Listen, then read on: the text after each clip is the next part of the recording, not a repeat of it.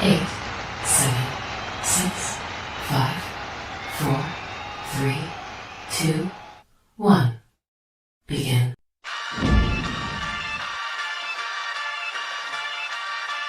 In the city of Philly, where the birds take flight, Eagle swag on the rise each and every night. Tone and Markus got the scoop ready to ignite. From the lanes of South Street to the Broad Street lights, dashing like a running back, hitting every play. Fly guys in the zone, never led astray. Talking touchdowns, talking game day. Huddle around the mic, hear what they gotta say. I like an eagle soaring in the sky. Tone and Markus always standing by, bringing their heat, call it do or die. Philly squad, hear the battle cry. Fly like an eagle soaring in the sky. Tone and Markus always standing by, bringing their heat, call it do or die. Philly squad, hear the battle cry.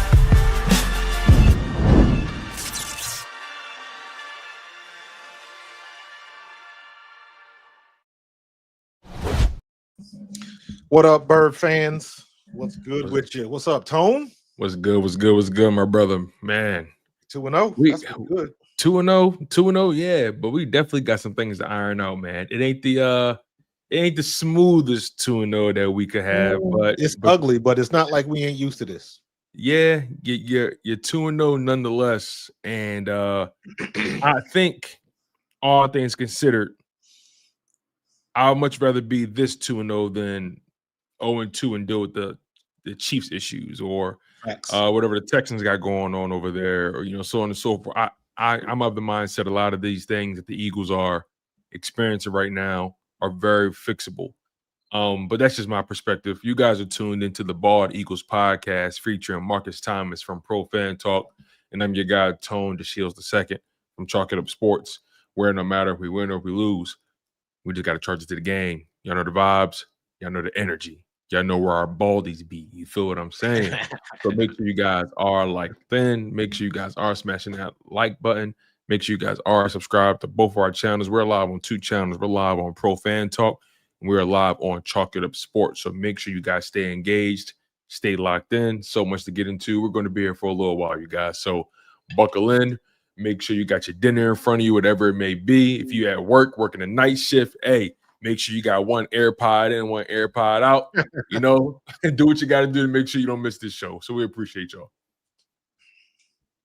It has been lots of discussion from within Philly.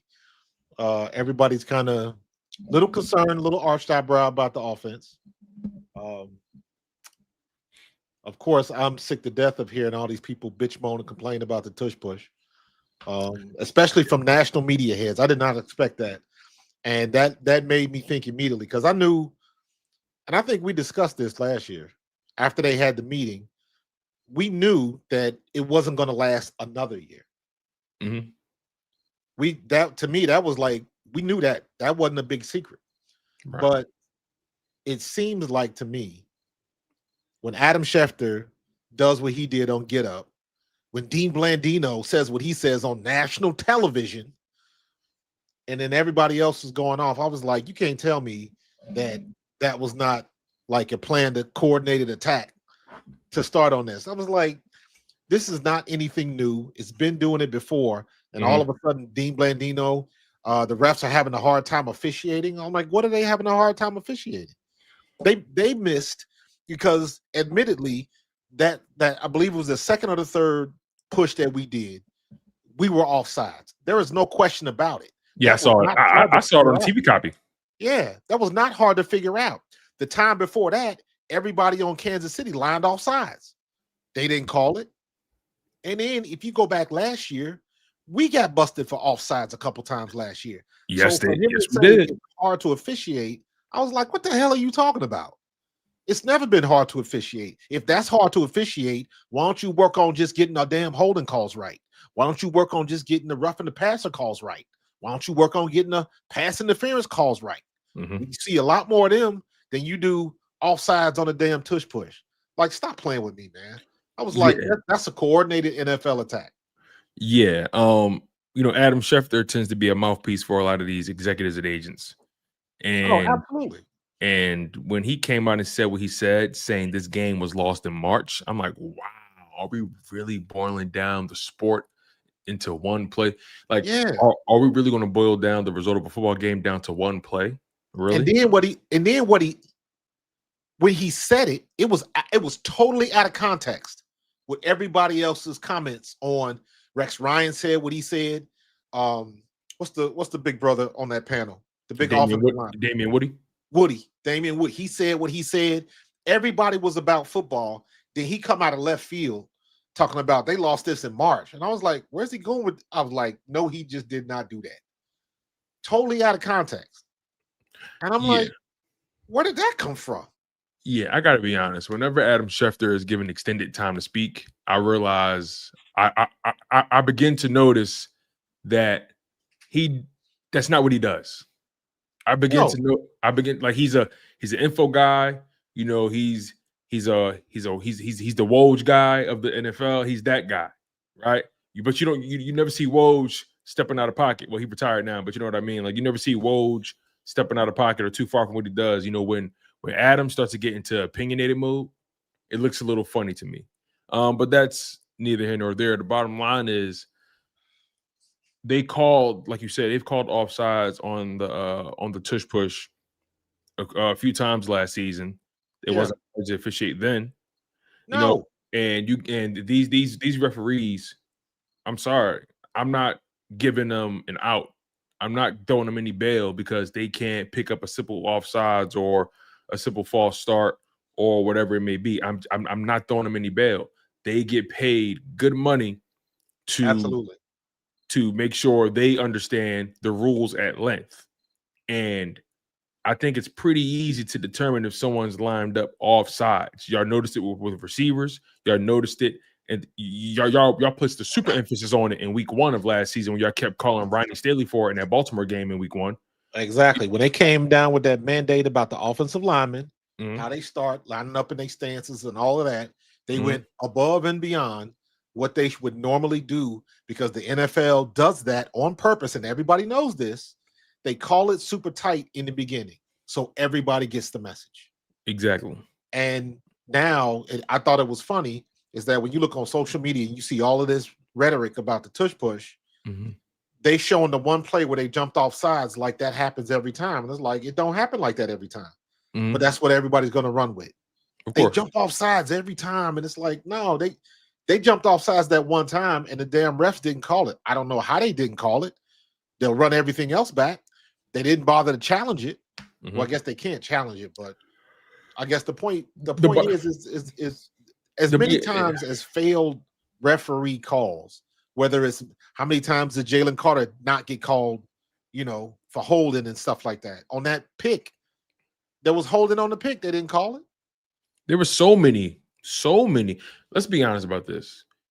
There are probably more calls missed than actually called in a football game. Absolutely. You can, if you want, you can call holding on every play. You can call hold. You can call false start. Probably, if you look close enough, you can probably find false start somewhere. Lane Johnson is infamous for getting that split second of a jump start. Right? They even called him for it a couple times. Like, I'm not giving the officiating crew an out. I'm not throwing the league any bail. Y'all had a chance to ban it. You didn't. You didn't. So deal with it. Deal with it. You had a chance to ban it, and you didn't. The league had a chance to vote on it and ban it. They did not.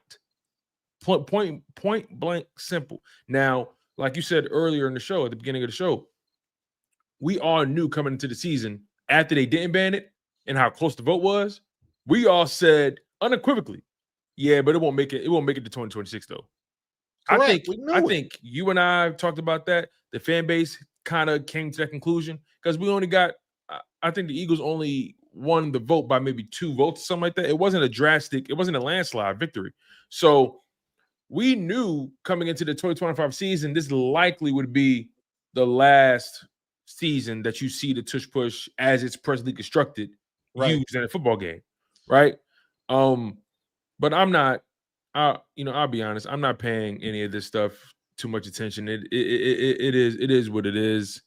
Now, what I will say, it's also funny. I was just watching a video of Devontae Adams talking about it on K Adams show, and he started getting into the aesthetic of the play, and then he started getting into the whole idea of, if they're going to let him do it, just officiate it. That's all. And that I agree with. Right. Like if you're going to, if it's a legal play, fine, just officiate it, effectively. Yeah, And I don't want to hear Bill Cowher talking about it's not a good looking play. And I was like, good looking play. And I think that's the bare minimum, right? If you're going to let him do it, just officiate it accordingly. Y'all see everything else. Everything else. Y'all see everything else. And it is not hard to figure out who jumped off sides. Y'all can see a spit loogie flying out of a man's mouth, but you can't see when the guy jumped off sides. Like, it's. And how many games have been lost? How many games have been lost because they missed the holding call? They missed the pass interference. They went on ahead and let them play. They went on ahead or just the opposite. They called the holding call on James Bradbury. You know what I'm saying? Which was actually catch the ball anyways. So and they were doing and they were holding each other all game in that Super Bowl, by the way. That was absolutely that I've seen more egregious holds, and they called less. Correct. So now you whining about it? Like, stop playing. Stop playing. So we understand that they want to get rid of it, and they probably are going to get rid of it. And here's the funny thing.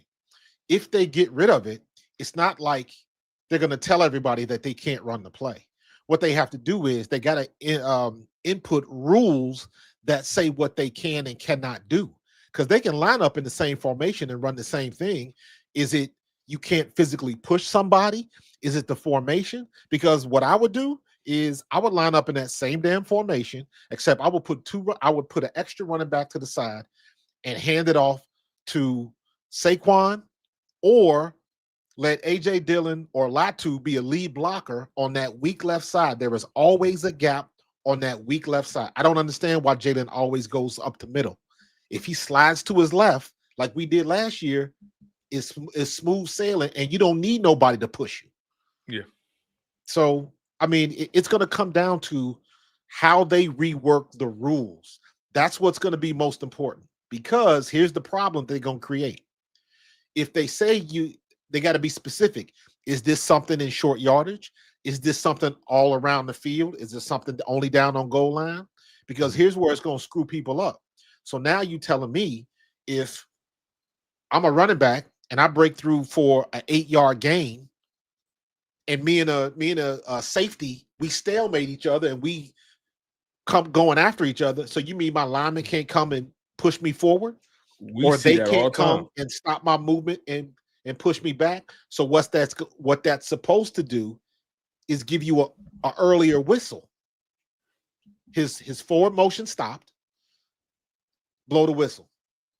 Mm-hmm. And people are gonna get pissed off about that, because then it comes back to, well, let him play football. The passing or the roughing the passer was BS. His hand barely grazed. I think that was Jihaad Campbell. Mm-hmm. His hand barely grazed Mahomes' face mask, and they threw a flag on it. But guess what? There was one later on in that game where they actually cracked Mahomes, and they didn't call it. They didn't call it. So I'm like, what are we doing here? Like, what do you want to do? Also, another thing I don't like about it, because we ain't got to spend too much time on this. We got way bigger fish to fry. But another thing I don't like about it is you're letting the defense off the hook for the other 9 yards. Correct. Like that's the part that probably grinds my gears the most about the criticism. What about the other 9 yards you allowed the Eagles to attain? What about the other 9 yards that you're responsible for? I'm sorry. Like I know football is a game of inches, and I believe that, but I don't believe in letting the team off the hook for the other 9 yards because they can't stop a 1-yard play. Right. I agree 100%. So the problem that you're going to end up having is, now are the refs picking and choosing what they want to call tight and what they don't? Mm-hmm. Now, because you never know, it may be some crews. I'm sorry, biased towards certain teams. So now you get into a fair issue. When you get into a fair issue, then you get into, is it worth betting on? Now you costing folks money. Mm-hmm. Problem. Makes me wonder though, if it was any other organization that was running it that was more so in favor with the league, would it be a different conversation? Makes me Probably. wonder. Makes me wonder if it was the Chiefs that came up with this, how much would they love it? I believe it would be. Or if it was, I think somebody put if it was the Cowboys, or just a team that they believe is, I guess, the darling of the NFL's marketing budget. You know what I mean? The Eagles aren't a team that just. I don't think the Eagles are a well-liked team in league circles. Period. I could be totally I don't wrong, necessarily agree with that because I think I a mean, lot of that is. That could be emotion, by the way. Speaking, Well, no, a lot of that is the public perception. It's not necessarily truth. It's the public perception because they're always going to show. They'll always interview another player and it says, "Oh, I hate them Philly fans," or something like that. But the national outlook of it is probably not what we think. We just in this area, so we hear the same things all the time. Because anytime somebody mentions something about the Philadelphia fans, and the first thing they bring up is throwing snowballs at Santa Claus, I'm like, why are you bringing up shit that happened in the 60s? The 60s, which is it's weird. So that means you don't pay attention and you only been hearing what you see on television. It's not necessarily true because I tell you what, the fans were way worse in Oakland and in some places in Dallas than they were in Philadelphia. Yeah. They got fights in the stands in San Francisco. People got killed when the Raiders were still in LA. Like, stop playing. I got it on tape. The freaking at Cowboy Stadium, 2 sets of Cowboy fans got into fights with each other. Stop blaming shit on us. To your point, I see footage every week about a fight breaking out at a stadium, 2 fans get into a fight, whatever it may be. Like, football is a tribal sport, man. And, the sooner you realize that, the sooner you understand that most of the time people are speaking out of emotion. And, I just think when it comes to the Eagles and the Tush push and whatnot, I even hate the name of it, but nonetheless, the Tush push. Look, as far as right now, it's a legal play. And unless the refs start cracking down on it in a way that makes the game almost unplayable. For example, like if they just keep calling, like, remember how in that NFC Championship game, Washington kept jumping off sides? Yep. That's the kind of situation that makes the league go, oh, I understand that, right? But at the same time, it's like, we know this is the last season for it. They're not going to let it fly again. They're just not. And that's on the league. The league let it slide this year. Deal with it. Tell your refs to work harder. Tell your refs to do their job. Simple as that. Do your job. Do your job. I wanted to bring this up because I literally just saw this real quick. And it was when you was talking about, the league making money and all of that type of stuff.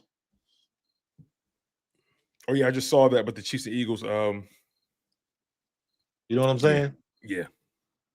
They don't stop it. We making money too. Yeah, and look, there's Eagles fans everywhere. Like everywhere. even down here in Texas, I see a lot of Eagles fans. Like, absolutely, we travel well. We travel quite well. It is what it is, man. I'm not ever going to allow it to really get under my skin. What's really getting under my skin these days is, the way the offense has been performing and also how the offense has been discussed. So we can transition into that, man. Eagles beat the Chiefs 20-17. Was likely was the ugliest game I watched over the entire weekend. And it's funny that it generated that many views. I'm sure people expected more fireworks, but yeah, they did. But like Jalen Hurts said, fireworks don't win the game. I just want to get your instant reaction to that game, as you were watching it, and even when it came to an end. Just walk me through some of the things that you were seeing, you were feeling watching this game. Just walk me through your perspective from both sides of the ball. I guess you could start with the positive and start defensively. Yeah, the offensively, the tight end blocking is an issue. And I remember having this discussion when we played the Rams last year. that's to me, that's the biggest issue. The offensive line has not been average at best. Let me say it like that. They've been average at best. The play calling, that's a layered conversation because what I hear a lot of is why can't we get the ball to AJ Brown? I agree. However, what you don't want is Jalen Hurts trying to force the ball in a zone where he doesn't need to force the ball, and all of a sudden he start turning the ball over because now we're trying to throw it, and Jalen is picking his spots. We talked about we missed the first play. The first play should have been a 80, 70-yard touchdown to AJ Brown. It was right there if it wasn't for Calcaterra not getting his block on the defensive end.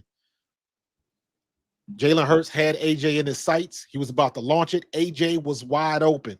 AJ was so wide ass open that he threw his hand up in the air like, throw it to me. Jalen saw him, but as soon as he saw him, the defensive end was in his face. That's the play he fumbled on. So we didn't even have to get a chance to get him the ball. So it's not like we are not trying to get AJ the ball.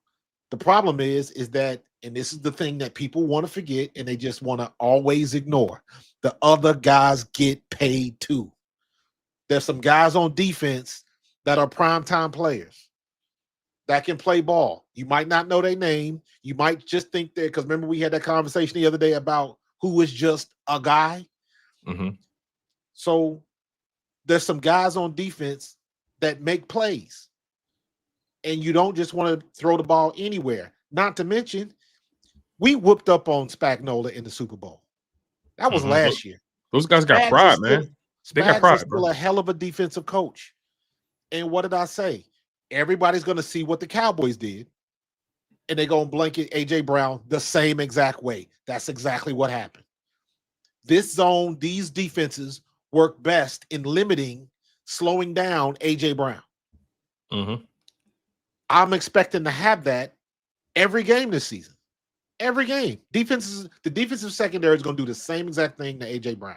Make somebody else beat you. And they'd be stupid not to until we show we know how to get through them holes, find the holes in the zones, and we can get the ball to the receivers. Or get Saquon going so you back to making that choice again. Are you going to load up the box or are you going to take off, handle the edges? What do you want to do? Because you're going to get burnt one way or the other. And that hasn't happened yet. Yeah, that's true. I just think, some people say there's a lack of creativity. Some people say, I think ultimately it's unfair to criticize this offense so early in the game. That's my mindset. Some people are ready to, crucify Kevin Patullo today. And I'm not saying the criticisms are invalid, right? I see what you see. I see inefficiency. I see route concepts that make me scratch my head at times. I see AJ Brown running from the same alignment, running the same route. I see what you see. Don't get me wrong, Eagles fans. I see what you see. I'm seeing a lack of routes across the middle. I'm seeing a lack of mesh concepts. I'm seeing what you see. But this is where we part ways, and that is the fact that Kevin Patullo was it's only his second game being OC. Eagles didn't play any preseason games. I think they're still ironing out their identity offensively. There is an expectation that, 10 of 11 starters is here. You should know what your identity is. We saw what happened last year. I agree with that. And I understand that logic too. But you also want to try to evolve and do different things and try to give defenses different looks so you can, take the offense to another level. But it seems like there's been an execution problem. There's been a creativity problem. There's just been problems overall. And part of me struggles on who I want to blame, who I want to put the bulk of the criticism towards. It's easy to blame the quarterback, right? I know that's what the opposition loves to do because that's fun for them. He's the low-hanging fruit. But I also look at Kevin Patullo as like, okay, I want to give Kevin Patullo enough of a sample size so he can analyze what he's doing right and doing wrong. And my mindset is I like to look at the game in quarters, right? 4 games, and I guess you'll say 5 games now because it's 17 games in the season. So 4, 4, 4, and 5. I would like to reserve any sweeping declarations until we get about a 4-game sample size. I was just about to say he got 2 games left. He got 2 games. He has 2 games left. 2 games left before I'm willing to go out and say he can't do the job. You got to go longer than that because things can change at the drop of a hat. And don't forget, we 2-0. Yeah, so that's true.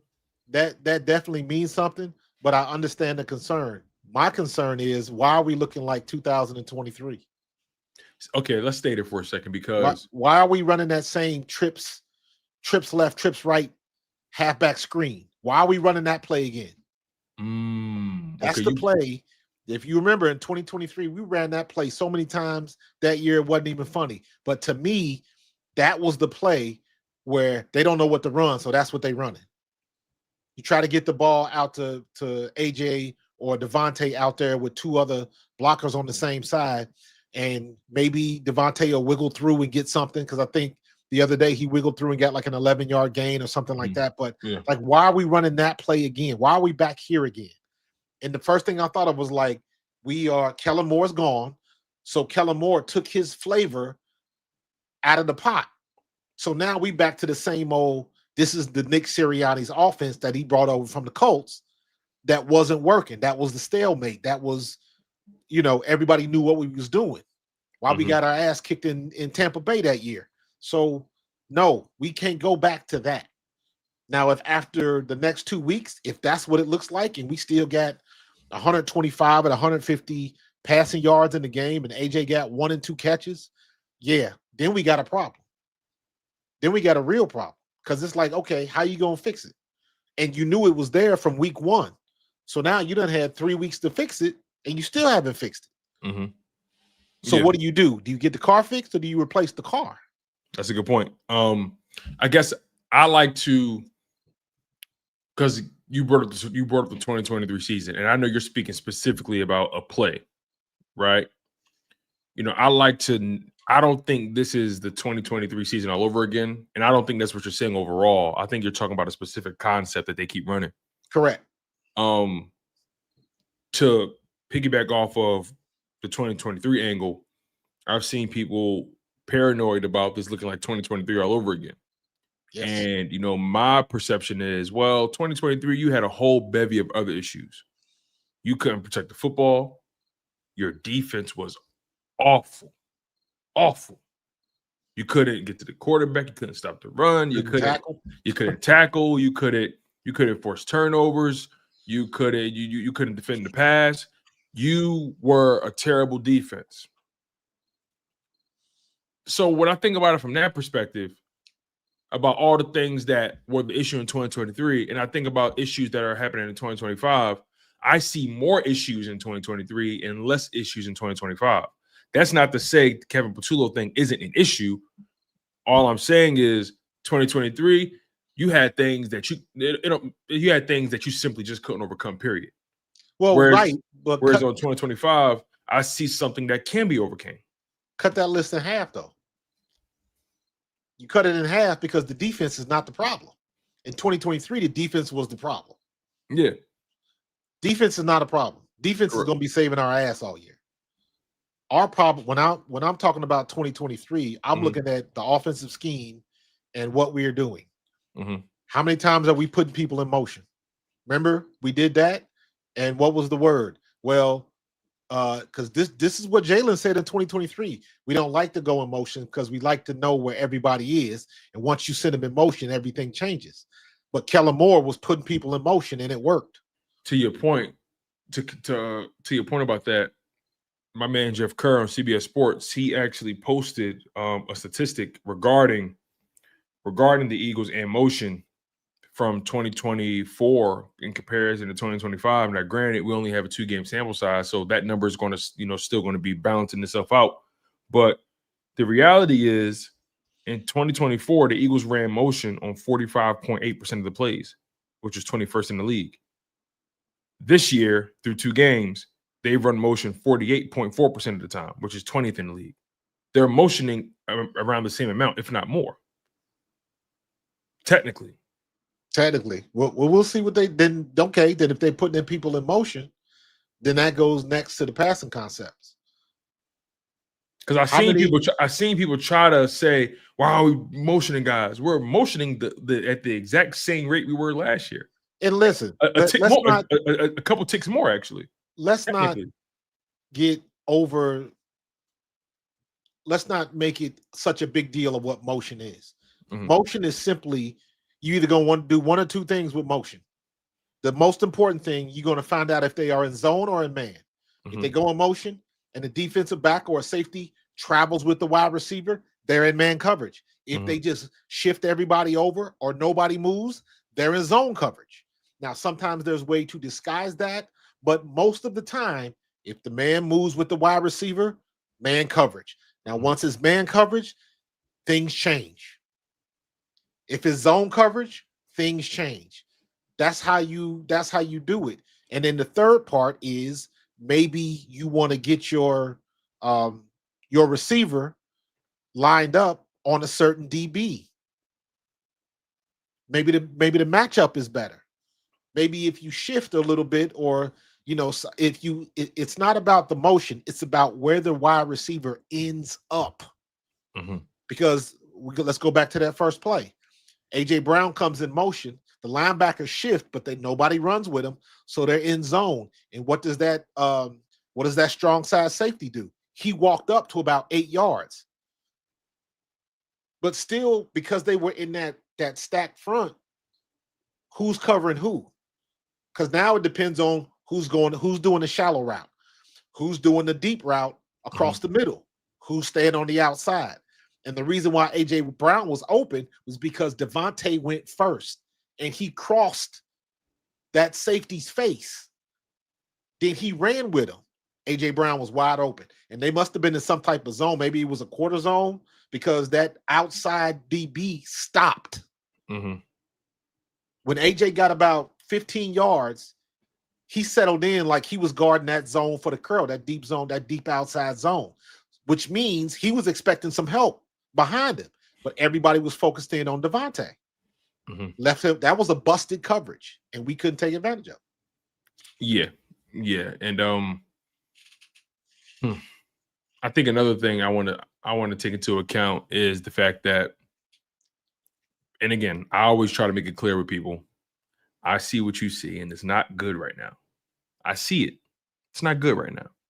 But I have a responsibility to try to zoom out and try to really think and try to hold us accountable, hold myself accountable first, but hold the fans accountable for the things they acknowledge and they said would happen. People are on record. See, sometimes people come into these live chats and then they just forget what they say. People said, "Oh, when Patullo comes to OC, we gotta expect growing pains the first few weeks." I've heard people say, "Hey, this schedule is gonna really test the Eagles." I've heard so many different things leading up to this season about how it's gonna be tougher this year and so on and so forth, right? And again, I see what you see. But now, because we're in it now, we're in the thick of it now, people are getting nervous. Right. People are getting scared. They nerves. They can't shake it. You know what I'm saying? Yeah. So I understand that side of it too. Like you're passionate about the team. People are passionate about what they're seeing, and they see AJ Brown, they see Jalen Hurts, they see Devontae Smith, Saquon Barkley, his offensive line, and people think 30+ points easily every day. And like you said earlier, those other teams get paid too. Yeah. And those I gotta give credit to the Chiefs for answering the call defensively, because they didn't have their best game in week 1. They're still well coached. They're still the 3-time Super Bowl champions. They still got a good amount of those core pieces on the defensive side, right? They got some pride. They're at home. Right. They got some pride. They knew that game was a must-win for them. They'd never been down 0-2 before. So I'm just looking at it from the perspective of, although I have major concerns with what I'm seeing, I think it is fixable. And that's the question I have to ask, and that's the question we got to ask ourselves. Either you think it's fixable, or you're just gonna punt on the season. And I know Eagles fans not ready to punt on the season. Nah. So therefore, I'm willing to say I think it's fixable. I'm not ready to jump out the window yet. Now, is the window cracked? Can I still feel a breeze? Can I feel a breeze coming through? Absolutely. But I'm not looking out the window. I'm not looking down. I'm not looking. I'm the window is open. It's cracked a little bit, but I'm not ready to jump out. Listen, when you 30 and below in the quarterbacks, right now Jalen is for passing. Yeah, Jalen is 31st out of 34. And another thing, he hasn't thrown a single passing touchdown yet. No. Gave up a couple, like missed a couple, because like the whole thing with AJ Brown. But you're right. And we still 2-0. It's just the ugly 2-0. But I'm looking at it from the standpoint of, we ride or die. How you gonna not put Jalen on this list? He should be top 5. He just won a Super Bowl. He wins the way I don't he really wins. care about that stuff. All of that. I don't really care. But this is where that comes into play. Right. This is, for me, this is where, and this is why I say I can't get into those conversations. I just want to see him win. But it's not like they're not valid conversations. Because if it was anybody else, because we quick to say Dak is trash. The Cowboys are trash. Well, guess what? Yeah, for sure.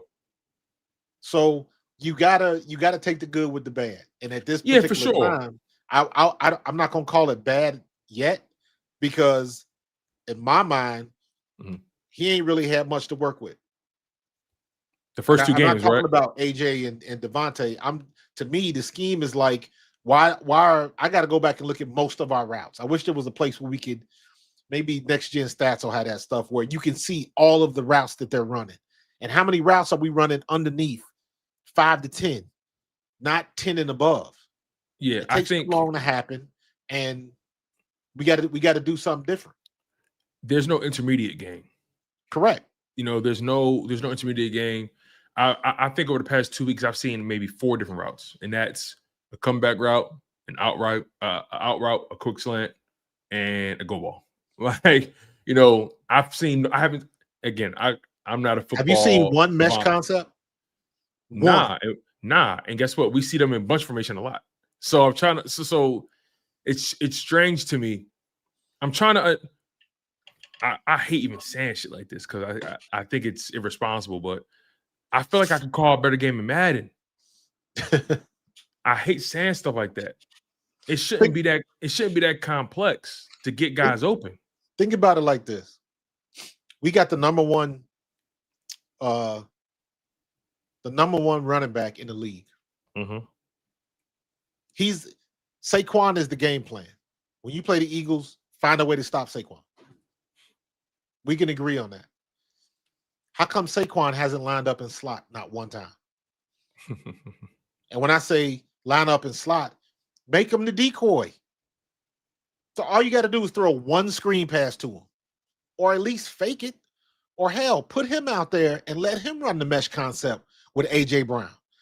All he has to do is you teach him all you do is you run under, you get as close to 5 yards as you can get, but don't go above it. Don't let him push you above it. And AJ is coming around at 6.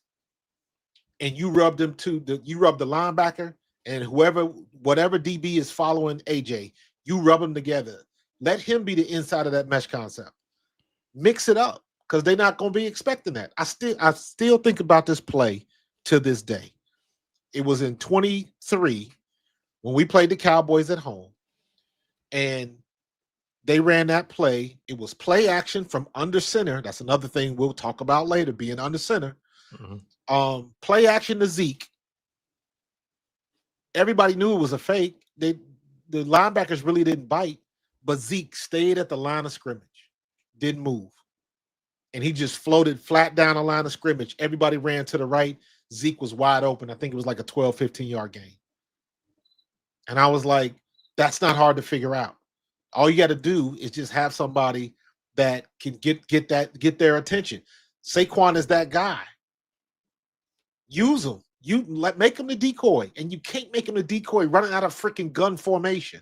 Yeah, he's not. He's nowhere near as lethal running out of gun, if you ask me. Don't get me wrong; he's had some pretty explosive runs out of it, but I think you can do. I think the bottom line is this roster is not being maximized to its fullest potential. It's not. Tone, you've heard me say this before. We do not like to run in gun formation at all. Well, under center, you mean? No, gun. Running backs don't like gun formation. Oh, yes, you're right. You're absolutely right. I misunderstood what you meant. I think another thing I want to try to hone in on is the fact that, remember Kellen Moore, those first 4 weeks, it wasn't spectacular. Right. We still had concerns. Now we put up more yards, right? I think we put up more points too, technically. And I mean, we haven't gotten to the 4-week mark with this team yet, but we gave Kellen Moore 4 weeks and that bye week. And now their bye week, which just happened to be week 5. But basically, we gave Kellen Moore 4 weeks or 5 weeks to iron things out. I'm willing to give Kevin Patullo that same window in time. 4 weeks. That's how I'm looking at it, because I saw the first 4 weeks of the 2024 season, and I didn't see a team that was executing on all cylinders. I didn't. Now granted, I think they were still more explosive than they are now. And again, I'm not trying to make excuses, but if I'm willing to, if we were willing to give Kellen Moore 4 weeks to get right and figure out the true identity of his offense this season, I want to be able to give Kevin Patullo the same grace. Again, your identity evolves. Your identity evolves probably every year. And you tell me different if it's different. I mean, if your personnel is still the same, how much does your identity evolve or change year to year if your personnel is relatively still the same? No, it should change a little bit, but also you got to remember, like, I would give him some grace because, blushing. Excuse me. I would give him some grace because if the offensive line is doing what they're supposed to do, if the tight ends are getting their blocks, we're having a different conversation. Mm-hmm. Because if everybody's blocking the way they should be blocking, and Jalen Hurts only has 120 yards, then I'm looking at Jalen Hurts. Mm-hmm. If it's not Jalen Hurts, then it's the concept, it's the scheme. Why is everybody going? How come all of our routes are 10 yards or more? Those questions come back, and that's what I mean when I say we're going back to 2023. Those are the same questions we had. And I don't want it to be a situation where we run in the same offense as we did when it was quote-unquote Sirianni's offense. Mm-hmm. Now it's just a different dude calling the same plays. Kellen Moore got us out of that rhythm. He changed the rhythm, and it worked. Now we going back to the same old. Like, this is an FM station. Why we only playing AM? I need some bass in this. And we not doing it. So to your point, I will give, I mean, you know what I say anyways. You can't really judge your team until after 4 weeks. So he got 2 weeks left to show that, okay, we can put some concepts together. And, what happens if we lose to the Rams, but we lose and Jalen has like 270? All he got to do is show. It's funny you say that. All he got to do is show it once. Correct. Show it once to get people off your back. Show it once. Show that you can generate some type of consistent offense. Now, to your question, if they do that and they lose, I mean, I'm sure that then at that point, the question becomes, okay, why did they lose? Was it did the defense not show up? Is it something that did a key turnover happen? Did a fumble happen? There's so many reasons that why they can lose, right? That probably has nothing to do with offensive execution from a play calling standpoint. But it's so early in the season. If you show it once, if you show that you can actually run this offense once with these players, I'm willing. I promise you, Eagles fans will calm the hell down, right? Another thing I want to throw at you as well that I think isn't getting talked about enough is just how much and how often Spagnuolo blitzed in that game. Yeah.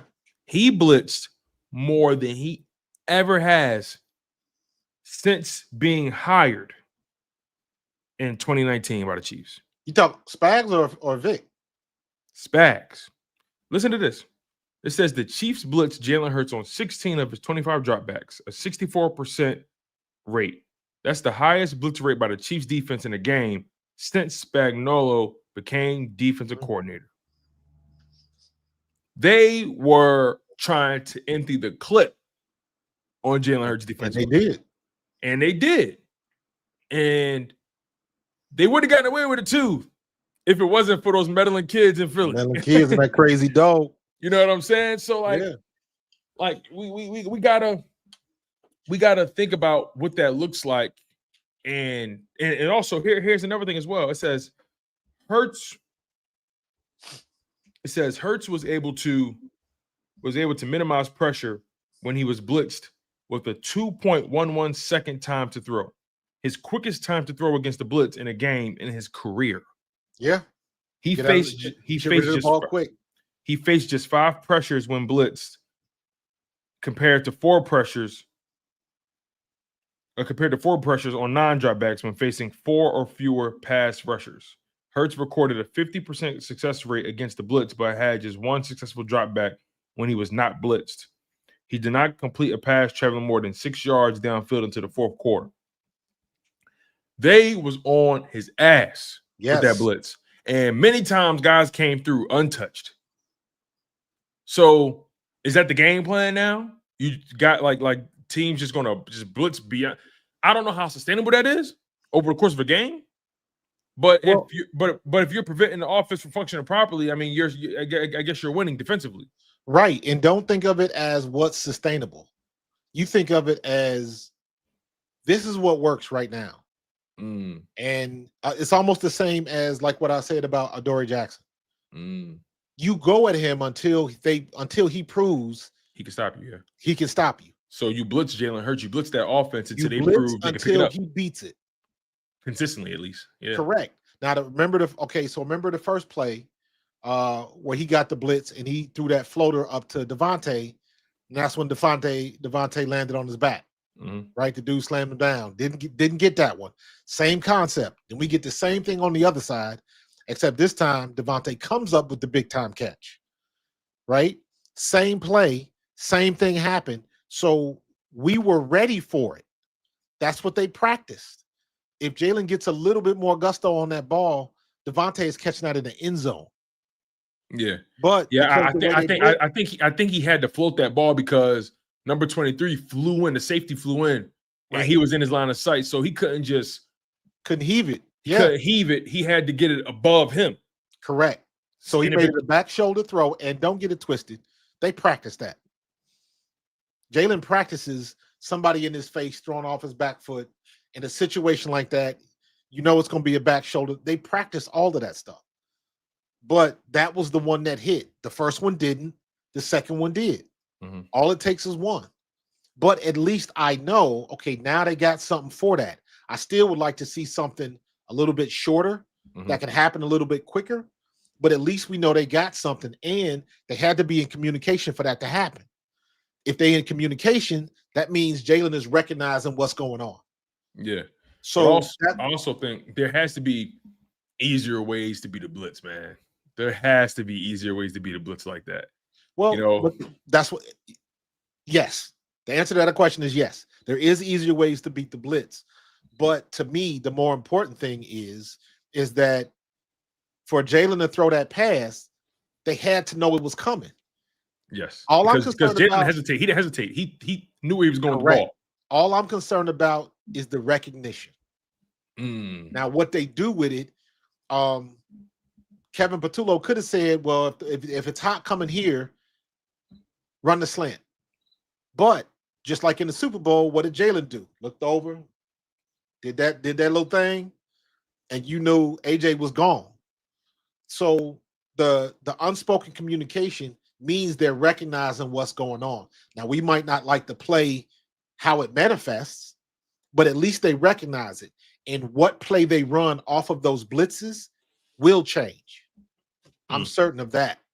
So this would be a different conversation if he was just getting blasted in the face because they wasn't recognizing the blitz. Right. So it's again, this is a very layered conversation, and it's not. There's more to it than just how come we can't get the ball to AJ.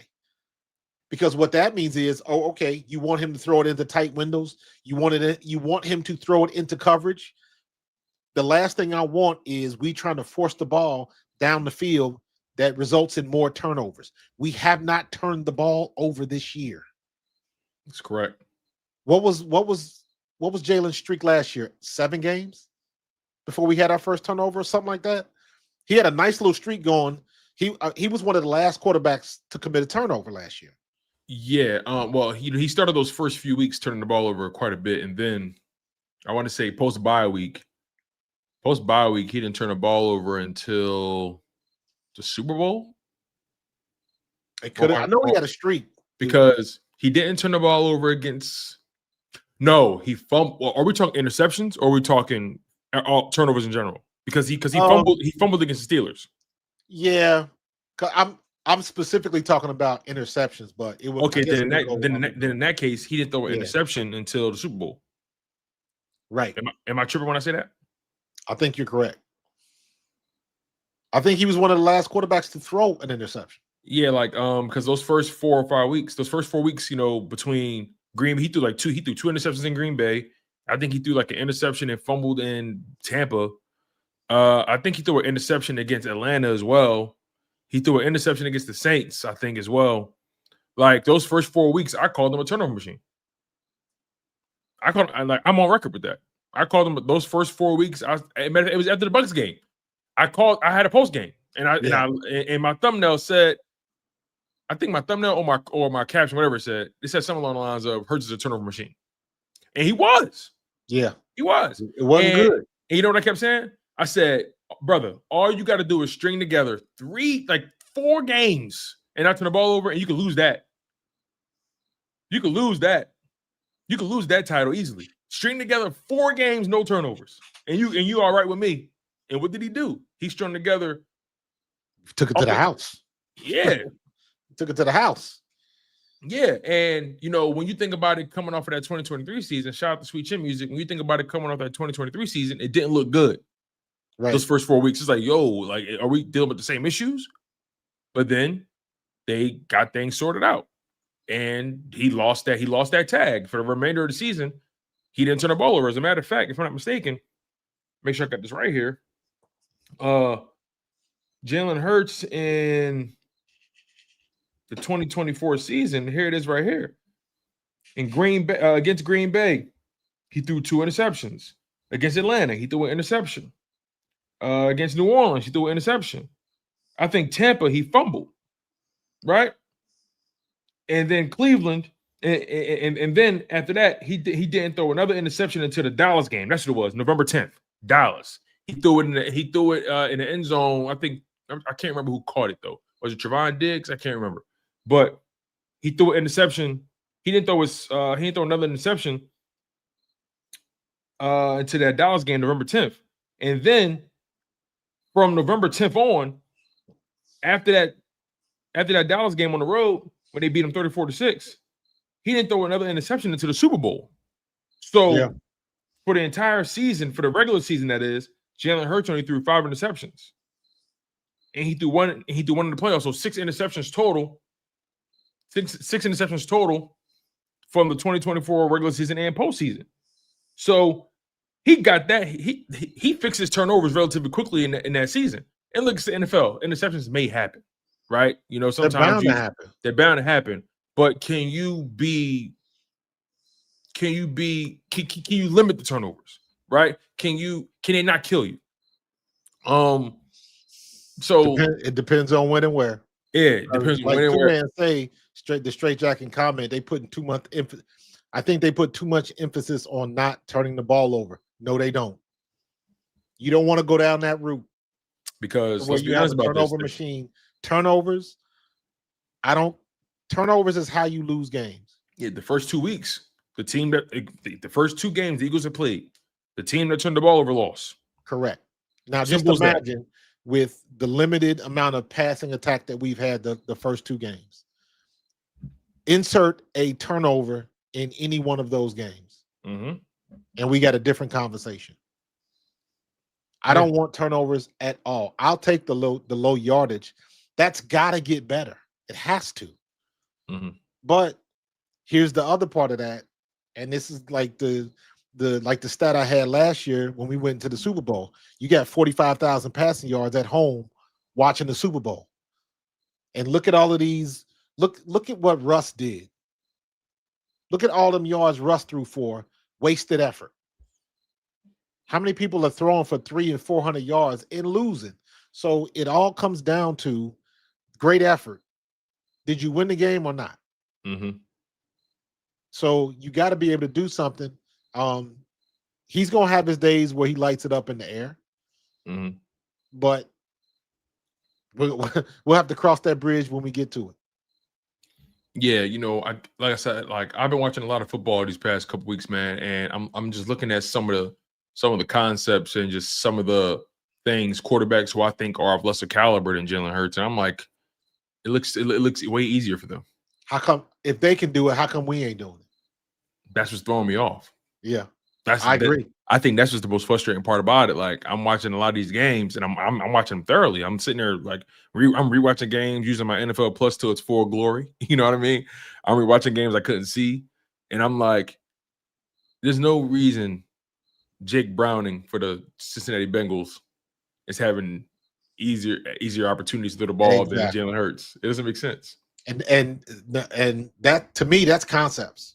And I agree with you 100%. That's schemes. And I agree with you. Like I said, my biggest fear is that we're going back to that 2003 offense because that's the Eagles offense. That's Nick Sirianni, what he brought from Indy. But how big is a playbook typically, Marcus? How many plays are typically in the offensive playbook? Nowadays, you talking about it's got to be in the thousands now. So you mean to tell me there's nothing in there that can open this shit up? Absolutely, there is. They just I lost your audio, Marcus. I lost your audio. I hit the thing. I guarantee there's plays in there because every cover 1, cover 2, cover 3 quarters,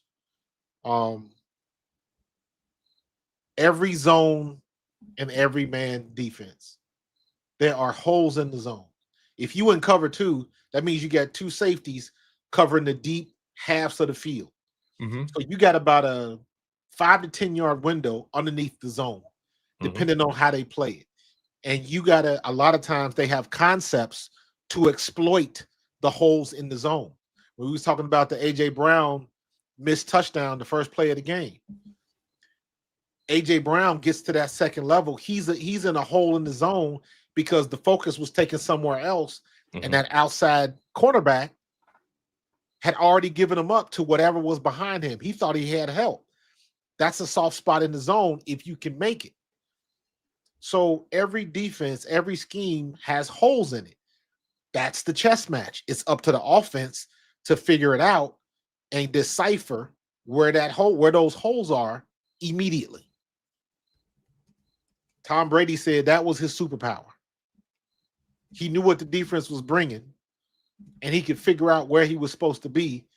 And he would say that if I knew the formation we were in wasn't going to work against this defense, I'm changing the formation and I'm changing the play. I don't care what the coach says. Right. So my question becomes, okay, so what's the logic in the scheme? Because we've all seen that Jalen can do that. Jalen can read the defense and go in a different direction. How come he was doing it last year and now, like, you see what I'm saying? Like, did we regress? I think, I don't know. I could be wrong here. Maybe this is me just trying to make sense of it. Could it be possible Hurts is trying to show faith in his coordinator, at least to a degree, and before he starts to override certain things he's seen? It's possible. Is that plausible? Mm-hmm. Absolutely. Because I think, last year Jalen Hurts was in command. He was in command, especially after that bye week. And, you look at this team and you say to yourself, it should be. No one's saying it needs to be a cakewalk, right? But it ain't got to look that difficult. And that's my whole thing, right? I know teams get paid to do what they do. They get paid to make it difficult for the coordinator. I get all that. I'm not saying it needs to be a cakewalk. I'm not saying it should be bombs over Baghdad all day. I'm not saying that. But it shouldn't look that difficult. It looks like a quick slant is difficult now.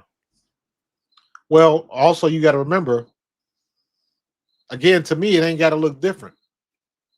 Your job as the offensive coordinator, because now this is why the third week is important. Especially against this opponent. Yes, because this is going to be a tough one. And a lot of people are going to pick the Eagles to lose. Oh, I already see that coming. For sure. I mean, I already see that coming. Not because of the defense, but because the offense is not going to be able to match points. That's what they're going to think. But we've had 2 weeks in a row where they've ran the same type of defensive scheme to get rid of A.J. Brown.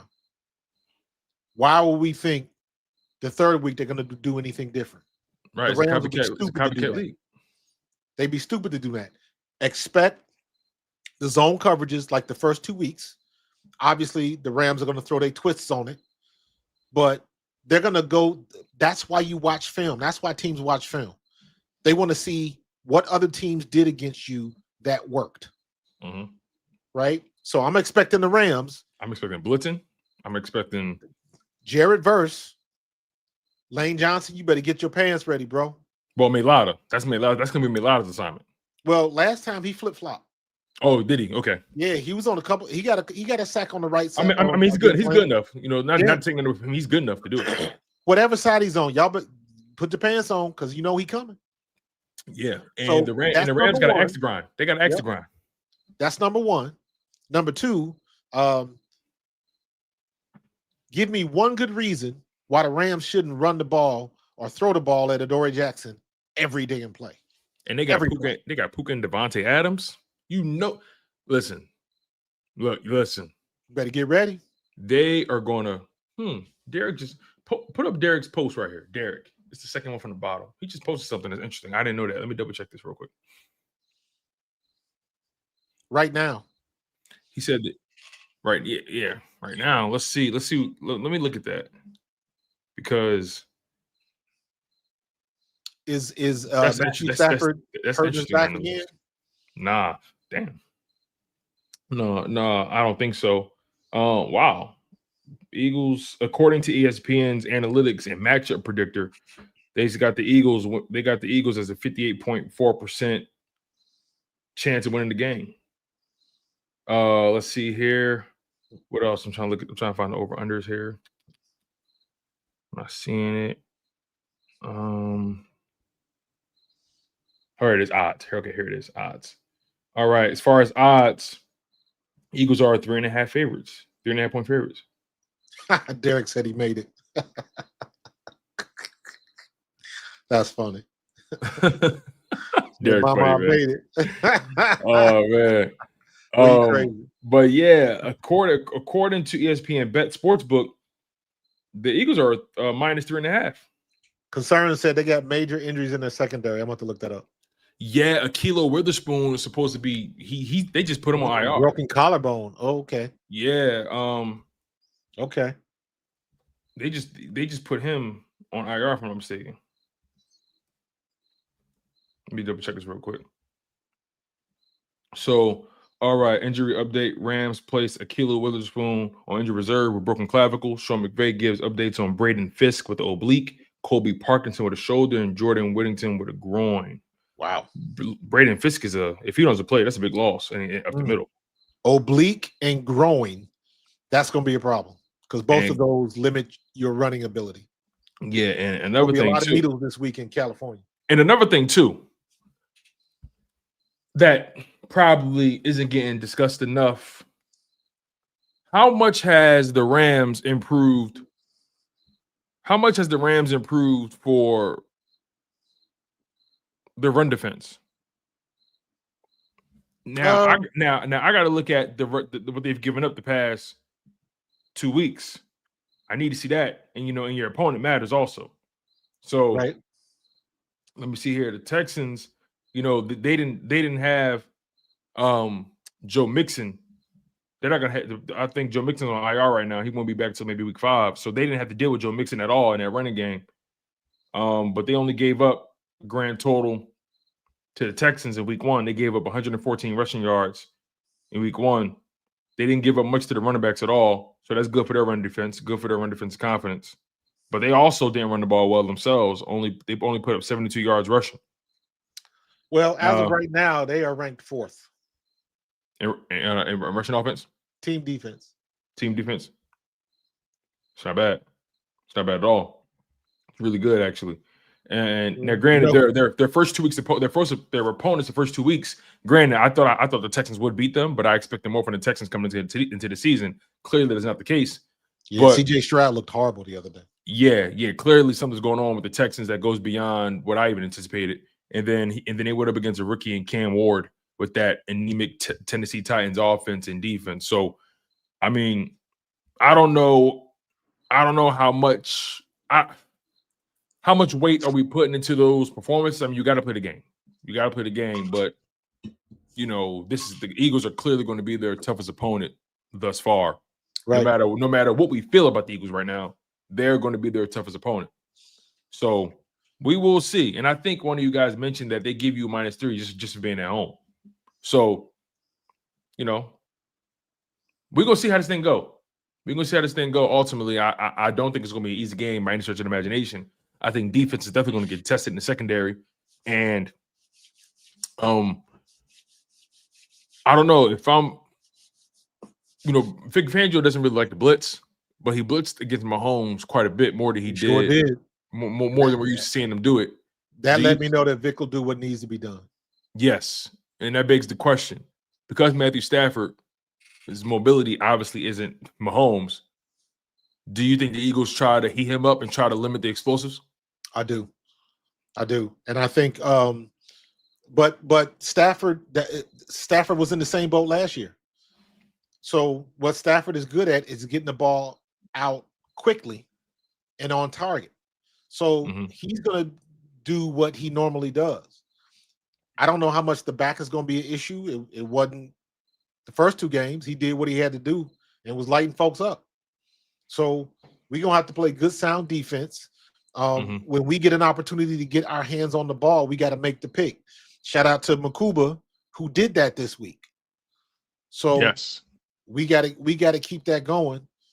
Quinyon, that touchdown to Thornton, I don't know if that was busted coverage or did Quinyon get caught peeking.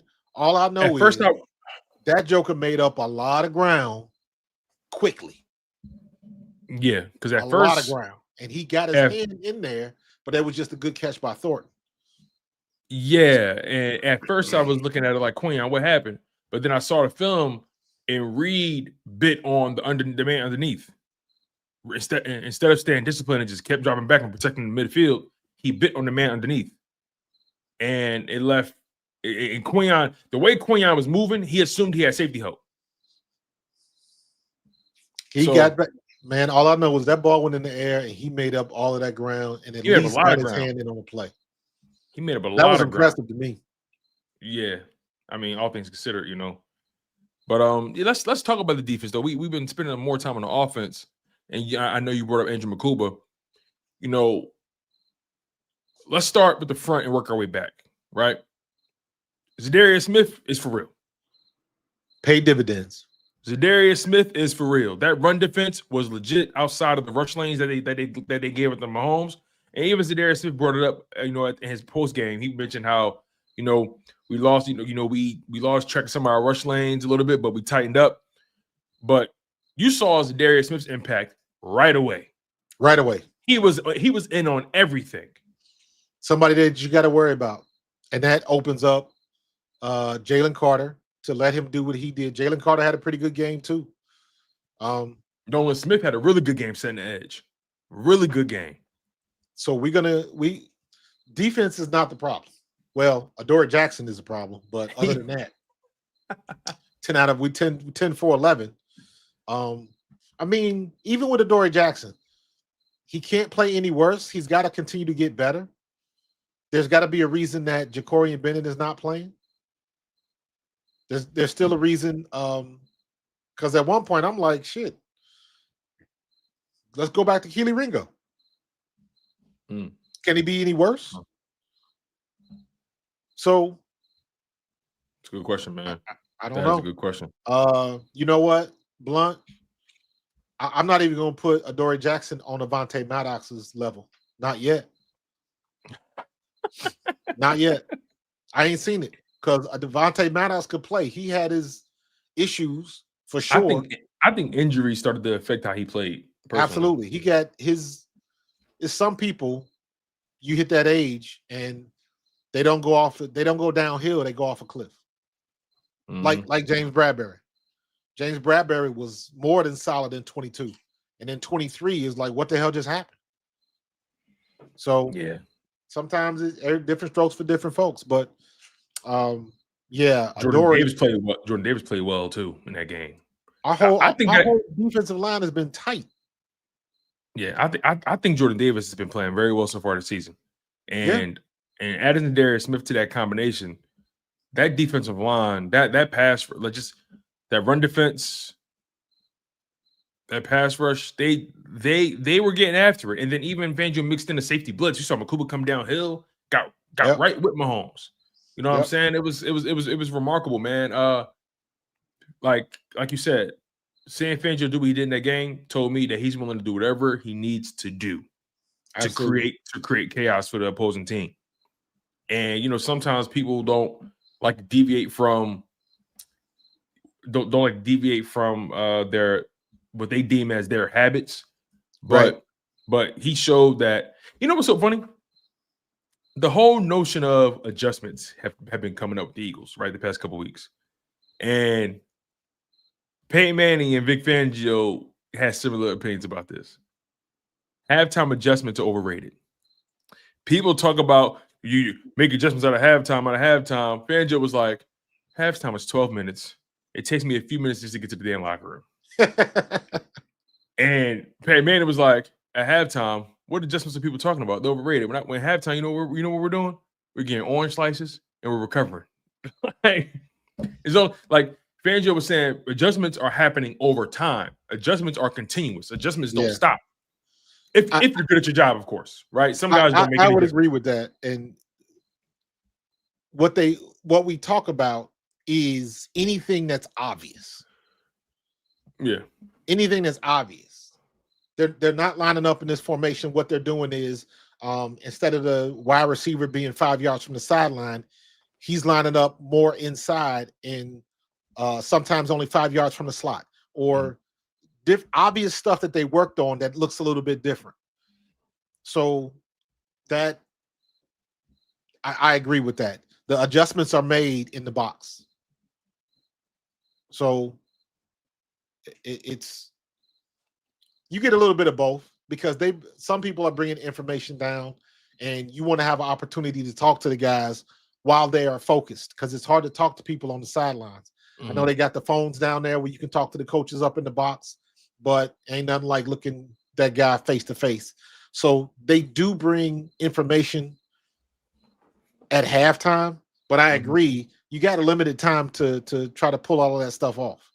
So if you are going to make adjustments, they're going to be obvious things. Like I always use this example. Remember with Sean Desai against the Rams? That was an obvious adjustment. That was obvious. They had a good first half. Second half, we shut them out.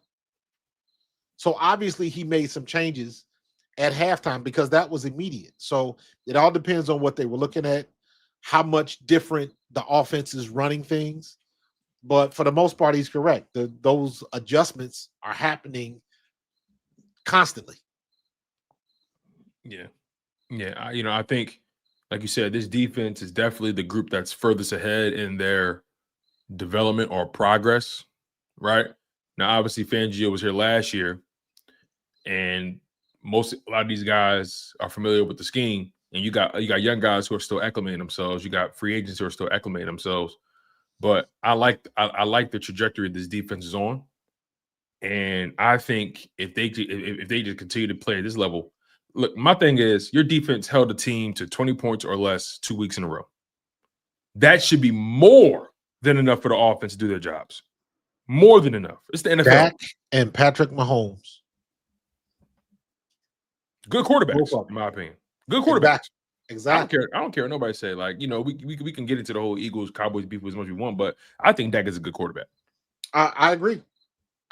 He just hasn't. He sucks in the playoffs, but he's a good quarterback. He can throw the ball. And then Patrick Mahomes is still the best in the business. Exactly. Say what you want about what's going on with them offensively, schematically, but he's still Patrick Mahomes. Yeah. And they made things comfortable for him because at the end of the day, when you're that good, you're going to find an open guy. When you're Mahomes, if someone's open, if the defense makes a mistake, you're going to take advantage of it when you're that good. Right. And he wasn't able to take advantage of much the Eagles did outside of just scrambling. He had to make Mahomes' magic happen, and it ultimately wasn't enough. So if this defense can continue to hold teams to 20 points or less, under 20 points, this offense has no excuse. No excuse. Right. You clearly can drop, as the Eagles offense, you clearly can drop 24 points on a bad day. Let's try to mix it some good days. Let's try to mix it some good days. Let's try to make it look a little easier. Okay, I agree. It shouldn't be. It really shouldn't look this complex. It really shouldn't, man. I'm trying to put together this thing, Tone. I'm working on it right now. I'm trying to get to a situation where I'm doing a better job with the film study. Right. What I'm trying to do is I'm taking clips, and you get a quick snippet of the clips, and all we trying to do is what defense are they in? Like a quick flash, Once you figure out what defense they are in, the next part of that is, and this is something that when you watch film, once you know what defense they're in, every defense has weaknesses. Mm-hmm. What are those weaknesses? And then you go from there. Then the next part about it is once you know the weaknesses in a particular defense, what does your personnel look like? And the undercurrent in all of this is the analytics. 50% of the time. They run this defense 48.3% of the time in the third quarter. They run this defense 26.3% of the time when it's 1st and 10. So that's where all the analytics and all these other mathematics and all of the pencil push and stuff, that's where that comes into play. Yeah. So that's the stuff that Patullo's got to get right. And we're looking at him like, come on now. You got rookie quarterbacks. You've been around this game too long, dog. Exactly. You got quarterbacks throwing the ball better than our Super Bowl MVP. Come on now. Yeah. You gotta put that joker in gear and put the gas on. Let's go. Let's go. Yeah. My last point on the Eagles before we transition to our week 2 picks that we got right or got wrong. Again, I want to reserve final judgment until we get 4 games in the back pocket. Even if they're 4-0, I'm going to give a legit criticism, or a sweeping declaration about Kevin Patullo. Even if they're 4-0, I'm going to openly admit, okay, they're 4-0, but he's not doing well. He's not doing well. Simple as that.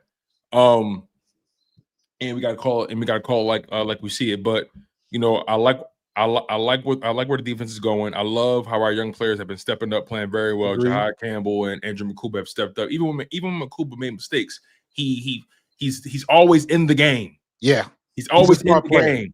He's a very smart player. He's always in the game. He's always in position to make something happen. I love the open field tackle he made on Hollywood Brown, cracked him, prevented the first down, which set up the Nolan Smith 4th and 1 stop. The interception was obviously right place, right time, just being where he's supposed to be. He's a smart player and he's only going to get better. And he even spoke about how, look, I feel myself getting more comfortable. And once I fully get comfortable, it's going to be scary. He said that himself, so I like where his defense is going. He's still thinking a little bit, but he's getting there. Yeah. Obviously Cooper, DeShields, and Quinyon they're going to do them. They've been playing ultimately been playing well. I think the defense overall has been playing well. Point blank period. And offense, look, man, y'all too talented to be looking that limited.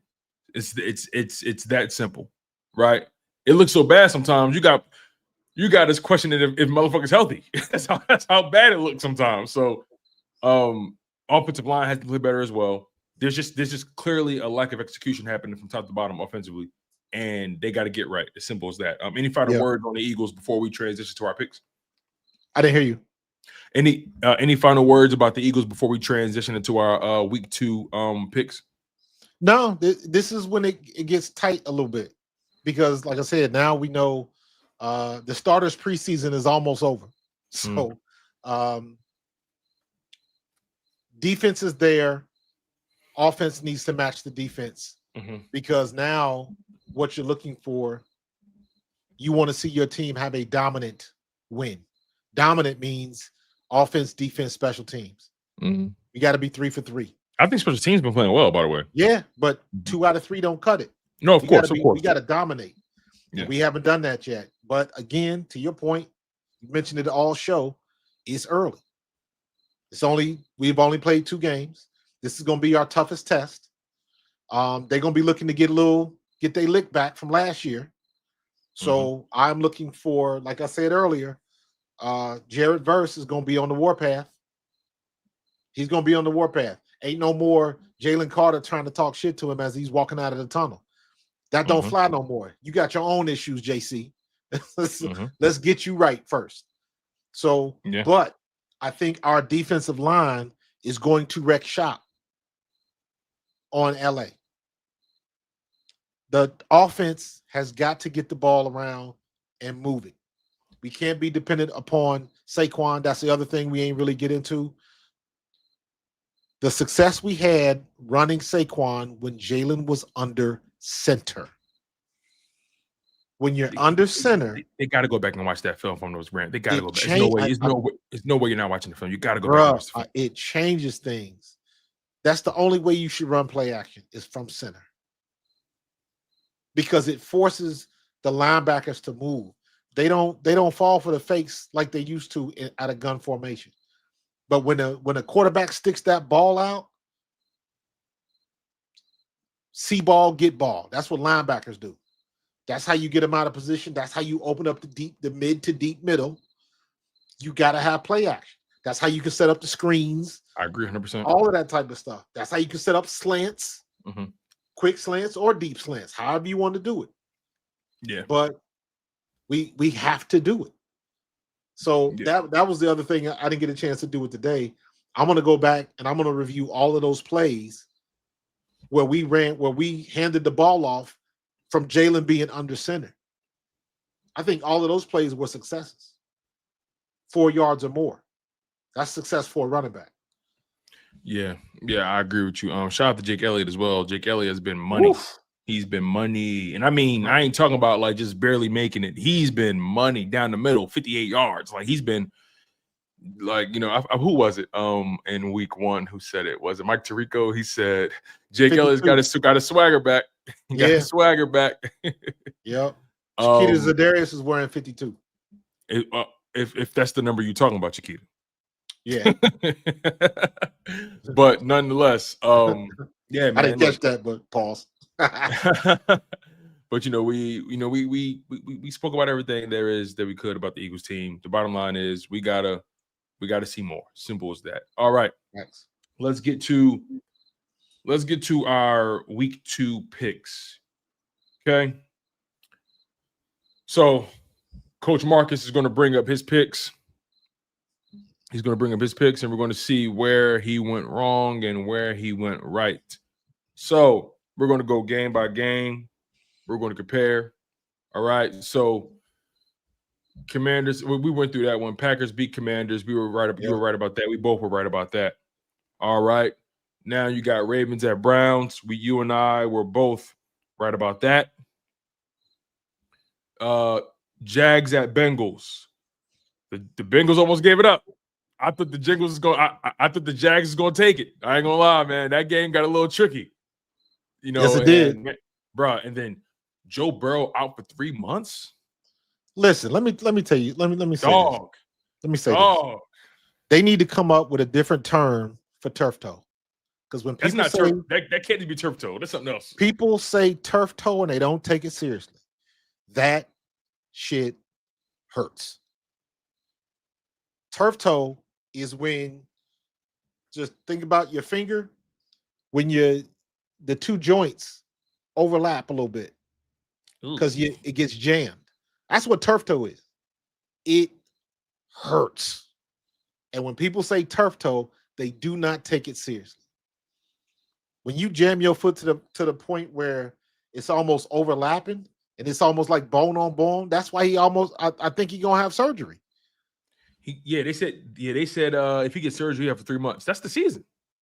That's the season. That's really the season. He done. Well, I mean, Browning has to keep them in contention.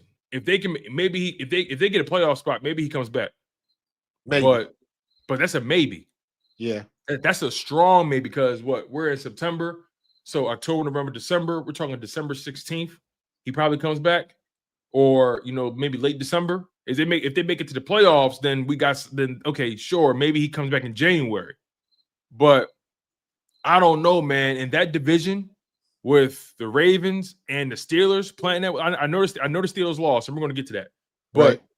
But the Steelers are going to be competitive in that division. They are. And with that Bengals defense being what it is, and Burrow getting hurt at this point in the season, we're only 2 weeks in. I have a hard time believing they make the playoffs. So let's see what Browning does. I mean, yeah. Let's see what Browning does. Ultimately, we got to see what he does. He did win some games for them last. What year was that? Yeah. Was that 2 years ago? Yeah, I think that was 2 seasons ago. He won some games for him, but I don't know. I think their season is cooked. I don't see them having more wins than the Steelers and the Ravens. I don't see them having more. Well, no, they're more talented than the Browns. You know what? It depends on what Browning does this week. Who do they play this week? Let me see. Bengals play Minnesota this week. Ooh, they can win that. They can win that. They can win that because Aaron Jones has been put on IR for the hamstring, I think, or the groin, and JJ McCarthy isn't playing, so they're out there starting running back and a start quarterback. Hey, Carson, yeah, that's gonna be interesting, right? Starting. Yeah, that's gonna be interesting. That is gonna be interesting. As one said, Coach, you a homer. Oh man, that game is a mash unit, man. No JJ McCarthy, no Joe Burrow, no Aaron Jones. Ugh. Anyway, Bengals were able to pull it out though. Nonetheless, they beat the Jags. So you and I were both right about that. So right now we're 3 for 3. Yeah. Then what's that fourth game? I can't see it. The numbers. Giants and Cowboys. Giants, Cowboys. What did I say? I had the Cowboys. And I think we both had the Cowboys. Yep. And I ain't gonna lie, the Giants. I watched that game. I was mad. Russell Wilson started letting that bitch rip. I was mad. I was like, they wasted that effort. And let me be honest with you. I was looking at Dayball like, why would you take Russ out to put Jackson Dart in for a series? What the hell? What are you trying to do? I was pissed. I was like, Russ is having one of the best games he's had in like 2-3 seasons. I didn't get it, bro. Let him cook. He was cooking all game. He was letting that thing rip. Him and Millie Neighbors had it. They had it going. And the Cowboys secondary couldn't do nothing about it. Nope. And then you snatch him out to put Jackson Dart in to do what? That made absolutely no sense, especially if you're talking about you want to win. And yes, it might be unexpected, and maybe that's what your plan was. But come on, man, you can't do that. I'm trying to remember. If I'm a player on that team, I'm pissed. I'm trying to remember when did he take him out? I'm trying to remember. I want to say it was in the third. Yeah, nah, he's tripping. He's tripping. Let me double check this real quick. Because I'm seeing the third quarter. I'm looking at the plays from the third quarter. It's not that. Was it the? I could be wrong. Was it the second quarter? I'm trying to find it. Let me see. I can film room. I don't know, but nonetheless, the Giants had 3 drives back to back touchdowns. I was like, yo, this game is getting critical. But that was a fun game, man. That was a fun game to watch. That was a fun game to watch. Derek says it was a second down rush attempt. It was in the fourth quarter. It was 12 minutes left in the fourth. He shouldn't have been out there, period. He stuck him in. It was 12 minutes left in the fourth. And then it was like 5 minutes and then 3 minutes. So, but it was in the fourth quarter, and it was like, why would you just screw up the momentum like that? Yeah, he was in there for 3 plays. You're right. Yeah, I see it here. Yeah, what was the point? That made absolutely no sense. What's the point of that? So now granted, they were running plays, but it's pointless. Pointless. It's pointless. Keep doing what you was doing. You're in the red zone. What's the point of doing it? Anyway, it was a hell of a game, man. Probably the most electric game of the week. So Cowboys won that game. You and I were both right about that. All right, let's take it further. What is that? Bears Lions. Then it was Lions and Bears. I was dead wrong about that. Dead wrong. So, bro, Lions came in and took a shit on their front lawn. Like, it was just bad. Yeah. Like, and I'm starting to believe that Caleb Williams is just not very good. Yeah. He was worse this week than week 1. And I thought week 1 he didn't play that bad. Yeah, I don't. To me, Caleb Williams still is hesitant. The game hasn't slowed down for him yet. Caleb Williams is playing like what people thought Lamar Jackson would play like. He gets skittish in there, doesn't go ahead and make the decision, and is trying to run all over the place sometimes. And more times than not this year, it's going to end up costing him. Yeah, man, that was bad. That was bad, man. But look, the Lions dropped 51 points on a very, very how do you say a very, very new Bears team, right? Yeah. And I don't know if Dan Campbell and them boys are trying to send a message, but it got through. Yeah, it got through, and they clearly can still put up points. Now, it's the Bears. The Bears did spend some money on that defense, but the Bears have been without their starting corner, Jalen Johnson, and he's out indefinitely until they figure out what's going on with his hamstring or his groin. But man, the Lions laid it on him. They laid it on. So I was wrong about that one. I got that one. And wrong. before that, it was Titans at Rams. Okay. I see it. Yeah. You and me both had the Rams winning that game. Yep. Yeah. All right. And then Patriots at Dolphins. That was easy. We did. And guess what? The Dolphins almost made a game of it. They made a game of it, but I don't trust the Dolphins down the stretch. I don't trust the Dolphins, period. So yeah, Patriots, we both had them winning that game.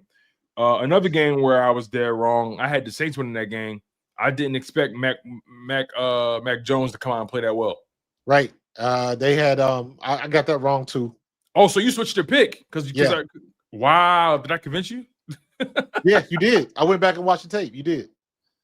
Wow, I thought you picked the Niners. I was so concerned about having that game wrong. Nope, I went back and watched that. Yep, I got that one wrong. That just speaks to the issues the Saints have. Right. Honestly. I still don't know. I mean, look, you never want to turn down an opportunity to coach, but sometimes like every job ain't all money ain't good money. Every job ain't a good job. Just because you got the head coach tag doesn't mean like it's worth it. 3, 4, 5, 6, 7, 8, 9, 10, 11, 12. I got that wrong. I got 13 to 16. Okay. Because I picked the Bills over the Jets. Yeah, and moving on to that game, I thought the Jets could catch them. Nah. The Jets is at home, and the Bills said, "Nah, hold my beer." Nah. Now, granted, Josh Allen had went down with a nose injury or something like that, and he wasn't as efficient as he was prior to the injury. But the running game took over, and James Cook was cooking them. James Cook was cooking them. So Bills won that game. I got that wrong. I had the Jets winning. Moving on, Steelers at Seahawks. We both got that wrong, yo. The Steelers gave that game. Did you see the botched kickoff? I did not. Oh my God. So basically, Seahawks kicking off to the Steelers. I think the Seahawks had just scored or whatever, right? The game was, I think the game was 17-10 or 17-24. I can't quite remember. But let me just double check this real quick because I could give it to you. I could tell you exactly how that thing went. Where is it? Okay, yes. Gamecast. All right. So look at this, bro. So where is it? In the half punt. It was the fourth quarter. Okay, yeah, it was the fourth quarter, right? Seahawks just came off of kicking a field goal. So they went up 17-14, right? They kicked the ball off to the Steelers. When they kicked it off, it landed in the landing zone, meaning that as the return man, you got to pick that ball up because now it's an active ball. The return man let the ball go behind him. He didn't go back to retrieve the ball thinking the play is dead because it went into the end zone. And Seahawks ran down there, picked it up, touchdown. Seahawks go up 24-14 instead of got to know the rules. Up 17-14. You got to know the rules. That's the first time those new kickoff rules screw somebody. And not because they're bad rules, because they didn't know the rules. I wonder if he got cut for that. They lost that game because of that, if you ask me. They lost that game because of that. That put them in a hole. And from that point forward, they was never able to recover. Seahawks just ran away with the game. And it made it look like a blowout. When in reality, that game was close all game long. And I think the Steelers could have won that game. It blew my mind when I saw that happen. I was like, what? Yeah, it was a couple crazy plays. And that's a Mike Tomlin coach team. Yep. It happens. Yeah, man. Steelers lost that game 31-17. I didn't expect the Seahawks. The Seahawks dropped 17 points in the fourth quarter.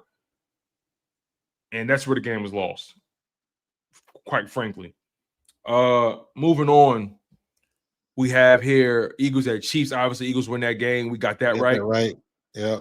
Cardinals at Panthers. I got that right. Now, we both got that right, but the Cardinals almost gave it away. Almost. Panthers was Bryce Young in that offense. They were starting to string some things together. And they recovered the onside kick. And the refs was keeping them in the game. They called the roughing the pass on Josh Sweat. They called defensive holding on another guy on the Cardinals. The refs were trying to keep them in this game. I don't know if somebody had money on the line, but the refs were doing everything possible to keep them in that game. But the calls were warranted. So, look, man, Cards still end up with the win. I think the Cardinals are what now, 2-0? So, yeah, we both got that game right. Yep. Now, this is where me and you had a little bit of a friendly debate here. You had the Broncos winning that game. Correct. I told you I got the Colts winning that game. And the Broncos would have won if it wasn't for a penalty on the field goal. On the field goal. Because that kicker shanked it. Yeah, big time. Shanked it. Big time. And they win that game if that play stands. Yep. That's crazy. Apparently crazy special teams plays. Yeah, that's right. Two games where, in my opinion, the games were lost on special teams. Yeah. And literally based on penalties. The penalty was using because you can't use someone as a platform. You can't use someone as leverage. I didn't think he did. I thought it was a bogus call. I thought it was a BS call. Yeah, it was weird, man. It was weird. When I saw it, I was like, no way. And then he made that gave them what 5 yards, 5 more yards, something like that. And that 5 more yards made a difference. A huge difference. He made it right down the middle. So yeah, man, that was a spooky game, man. If you're the Broncos, but yeah, Coltsman, I had that one in that game, and Falcons at Vikings, I got that one dead wrong as well. I got that one right. Yeah, I botched that analysis because I should have known better. I mean, the Falcons are clearly more talented and clearly are better at quarterback. I don't know why I bought that Vikings hype from week 1. I don't know why I bought that. But nonetheless, I committed to it because I said it on air, and I committed. And nonetheless, the Falcons did what you thought they were going to do. They won that game. And Bucks at Texans. I thought the Texans would redeem themselves this week. I didn't expect them to look that bad. Texans That was bad. That was bad. CJ Stroud was missing open wide receivers. And you got to ask yourself, is it coaching? Does CJ Stroud have the yips? What's going on? I don't know, but he's done it before, so why can't he do it now? I don't know. And guess what? A lot of people owe Baker Mayfield an apology. Baker Mayfield is lighting it up. I bet they wish they had him in Cleveland right now. And the crazy thing about it is, Bucks still only beat him by 1 point. By 1 point. And both of these Buccaneers wins, it was a tooth-and-nail game, that's for sure. Both of their wins have been on the road, and they've won both games by a grand total of 4 points. Right. So the Buccaneers, they're winning these games by the skin of their teeth. And they're struggling to put up consistent scoring as well, like the Eagles are. So, and it's so funny. Week 1, Buccaneers put up 23 points. Week 1, Eagles put up 24 points. Week 2, Buccaneers put up 20 points. Week 2, Eagles put up 20 points. So both of these offenses are clearly struggling to be efficient offensively. Now, obviously, Baker's putting up more passing yards, so it looks different. But the scorecard says both teams are struggling to sustain offense. Baker was battling. But he was battling, though, for sure. He was battling. He was moving and shaking out there. I mean, throwing his body on the line. Like, for somebody that's not a big guy or a small, Baker's tough. Small, but a fast guy. I like Baker. He's tough. I feel like Cleveland was way premature to move off him. Sure they were. So, it is. They got that dub though. That was a good win. That was a good win by them. Yeah. It was a gutsy win for sure. Yeah. And then Chargers beat Raiders. We both had that. Another team, Chargers, who only put up 20 points, had passing yards, but only put up 20 points. It's always funny how, Eagles, the offense looked how it looked. They put up 20 points. Buccaneers and Chargers, their offenses looked quote unquote better, but still only put up 20 points. Now, there's so much that goes into that, but it's just interesting how, like, this goes back to your point about, hey, it don't matter what you do. You win the game with points, not with yards. Yep. So that's it. It is what it is, nonetheless. How do you feel about these doubleheaders on Monday? I don't like them. I'm not crazy about them, but it's a money grab. Yeah. Because when the 10:30 games start, I'm dead tired anyways. I'm going to bed. I ain't gonna watch the end of that game. Yeah. Yeah, I feel you on that. So the NFL, they get what they get. They're trying to squeeze that rock too much. So you went 13 for 16? 13 to 16. You sure? Hold on, let me count it again. Hold on. 1, 2, 3. Because I forgot to count the Bills and the Jets. 7. Oh, I see it now. Yeah. No, I see. Yeah, you didn't put the check mark there. Okay, yep. So you got that right. Okay, yeah. So you went 13 for 16. Me, on the other hand, because I tried to get cute with some of these games, I went 10 and 6. So I think so far on the season, you have a better record than me overall.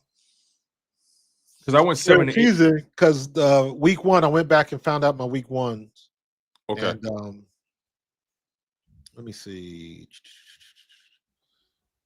Because I went 7 and 8 in week 1, and I went 10 and 6 in week 2. So grand total, I'm 17 and 14 on the season. Yeah, I was 7 out of 16 in week 1. That was not a good week for me. Wait, 7 out of 16 in week 1. You mean you got 7? Okay, so that means you had what is that? That's 9 games. So you were 7 and 9 in week 1. Correct. Okay, you went 7 and 9 in week 1. I went 7 and. Wait, how's that possible? Something not adding up because I went 7 and 8 because it was 16 games played. Let me see. Wait. No, wait, you're off. I'm missing the game here. Cowboys at Eagles. 1, Chiefs at Chargers. Because we picked the Chiefs. They lost. Buccaneers. I lost that one. Bears at the is that Bears at the Browns? I'm missing the game from week 1 on my thing. Let me go back. I'm missing the game. What game didn't I predict? Bucks, Falcons, Bengals. It's a game I'm missing here. Am I missing the Eagles game? Oh yeah, I'm missing the Eagles game. That's what it is on week 1. Okay, so in that case, I went 8-8. Okay. Let me fix that. Sorry about that, y'all. So yeah, yeah, I'm missing an Eagles game from week 1. Let me fix this. So Eagles. There we go.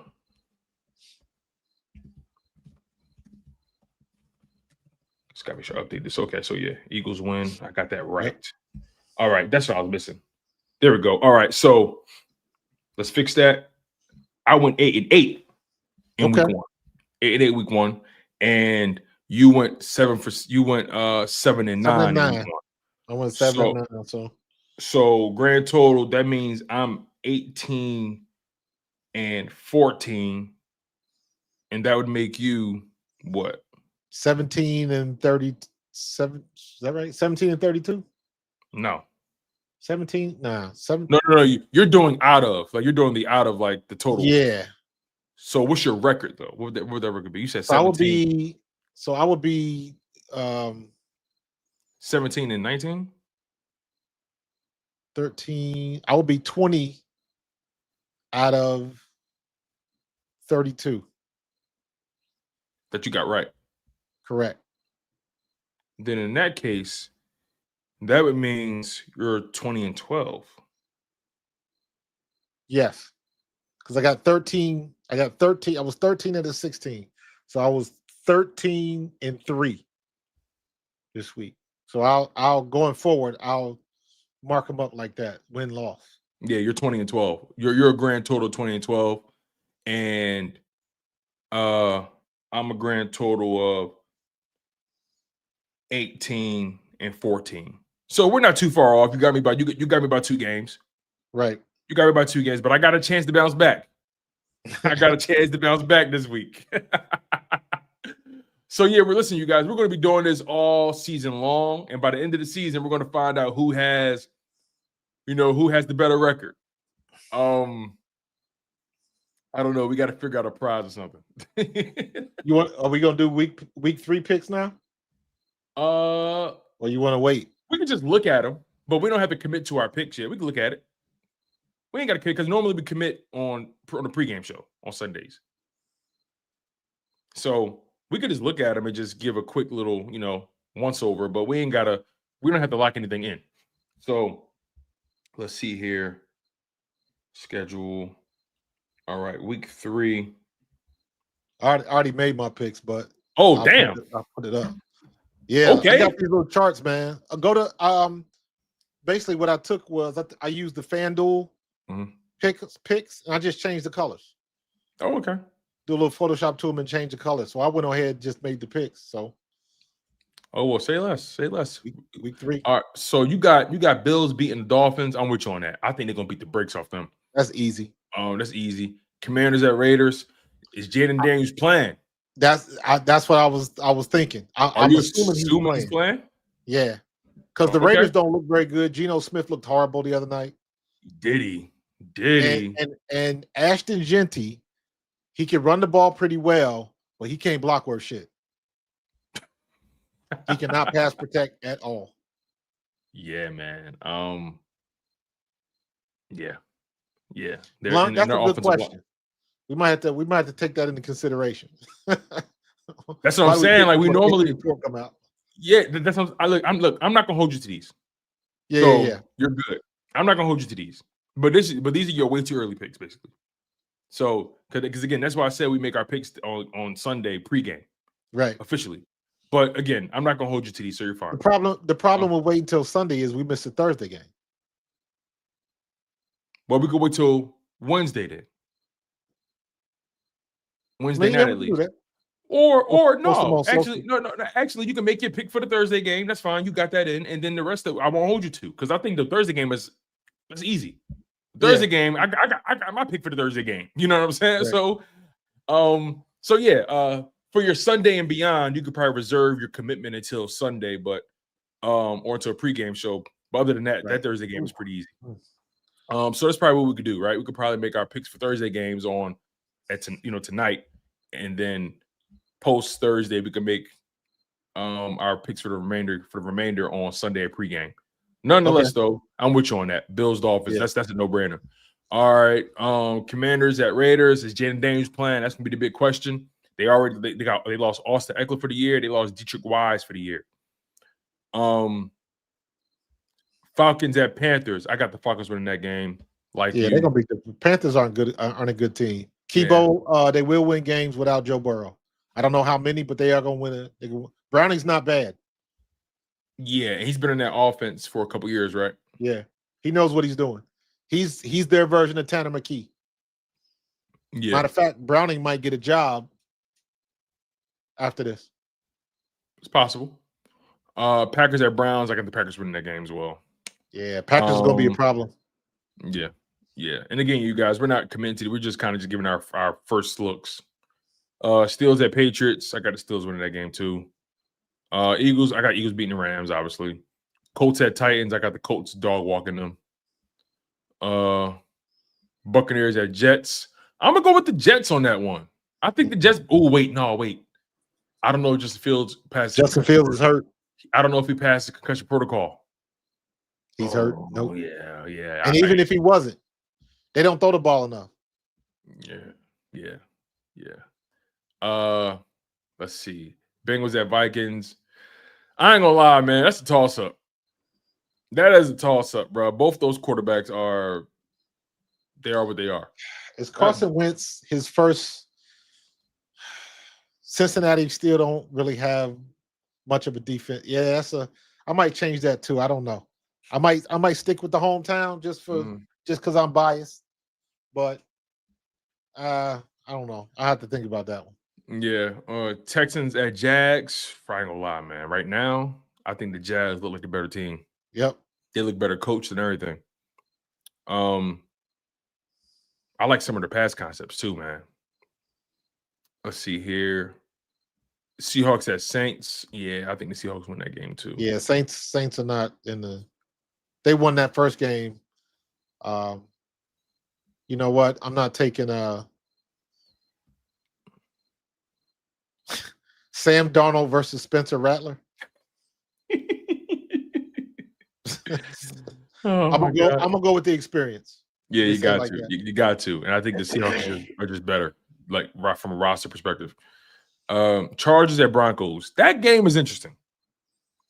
I don't think that game is cut and dry.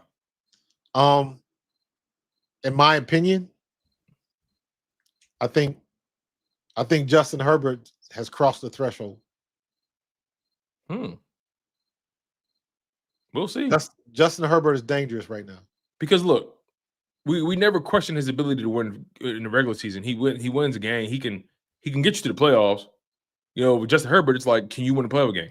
So, you know. Yeah, but we're not in the playoffs right now. No, I know. So I would take Justin Herbert over Bo Nix. I mean, today, you have to. Today you have to. I'm not ready to make that pick yet. I'm still iffy on that. Cardinals and 49ers. Cardinals and the Niners. I might end up changing that. That's interesting. That's interesting. Yet. I don't know. Brock Purdy might be playing next week. Well, I heard he's dealing with a knee and a foot, right? Or a knee and an ankle, or is it elbow and ankle? So he's banged up. I think he had a turf toe too, but it wasn't as serious as bro. I don't know. I could be wrong, but yeah, he's banged up. He's doing some stuff. Cowboys at Bears. I think the Cowboys win. No contest. Yeah. Bears and they just signed Jadeveon Clowney. No contest. Yeah. Chiefs at Giants. Yeah, Chiefs got to win their first game. But I also said, I asked the people, I said, is it possible? Is it possible? It is. Giants very possible. Beat them? It's very possible. Because again, no Worthy, no Rashee Rice. The Giants should have beat the Cowboys. They should have won that game. Yeah. So guess what? At least you know now the Giants ain't a pushover. That part. And I think that's important. Yeah. I think that's important to know. I don't know, man. Like, I might change that one. That might be my bold pick. That might be my upset of the week. Yeah, upset of the week. Absolutely. Because Giants are home. Yep. You know, coming off that game, Russell Wilson, I think if I'm a Giants fan, I'm looking at the way Russell Wilson played in that game, and like I'm like, yo, okay, that offensive line is starting to pick it up a little bit.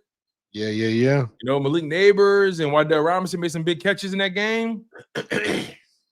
Look, Malik Neighbors was on something else. He was on. They need to drug test him. He was on it. But guess what? Him and Russ, man. That's how you get them relationships, and you never know what can happen. Mm-hmm. You never know what can happen. And if the Eagles bullshitting, they might get caught.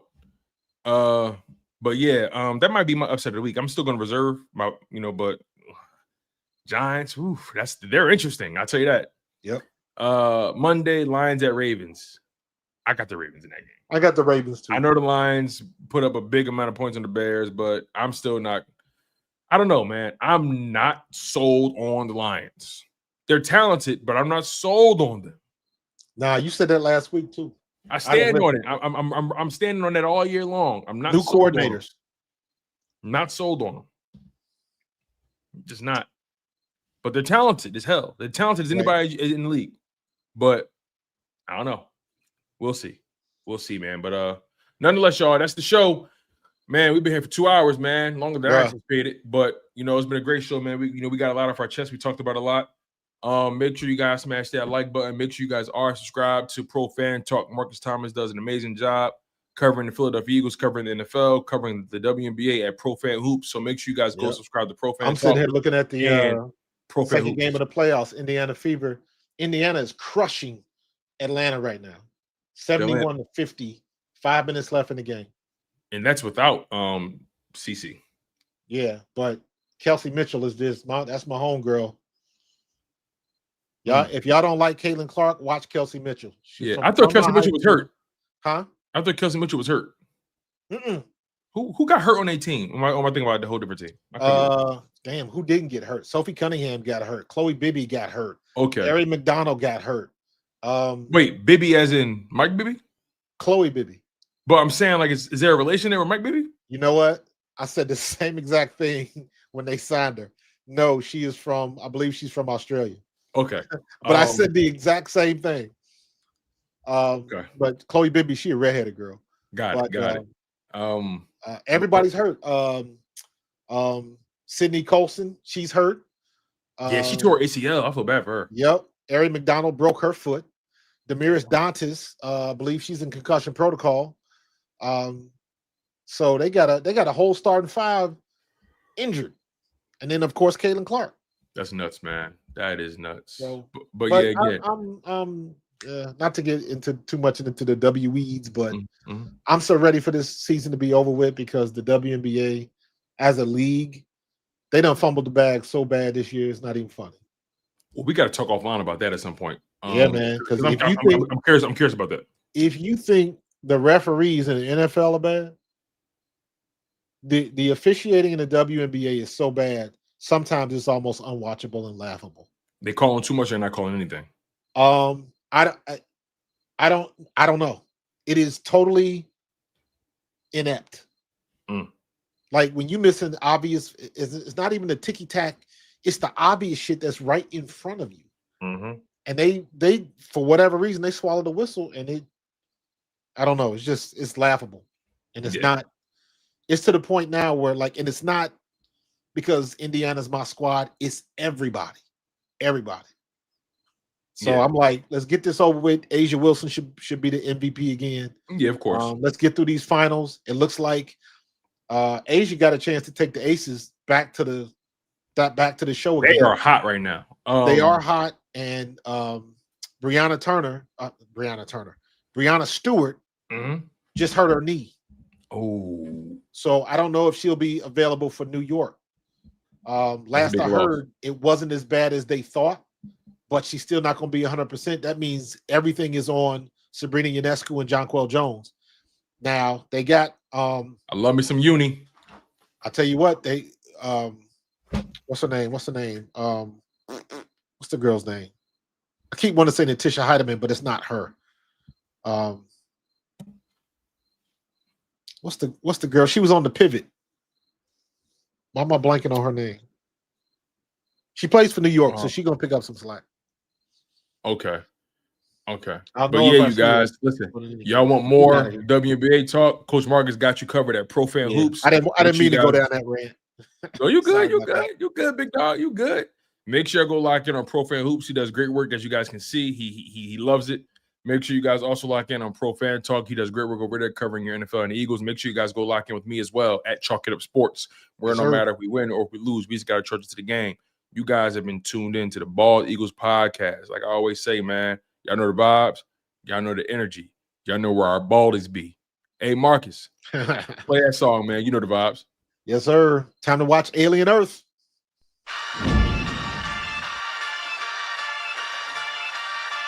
In the city of Philly, where the birds take flight, Eagle swag on the rise each and every night. Tone and Marcus got the scoop ready to ignite. From the lanes of South Street to the Broad Street lights, dashing like a running back, hitting every play. Blind guys in the zone, never led astray. Talking touchdowns, talking game day. Huddle around the mic, hear what they gotta say. I like an eagle soaring in the sky. Tone and Marcus always standing by, bringing their heat, call it do or die. Philly squad, hear the battle cry. Fly like an eagle soars in the sky. Tone and Marcus always standing by, bringing their heat, call it do or die. Philly squad, hear the battle cry.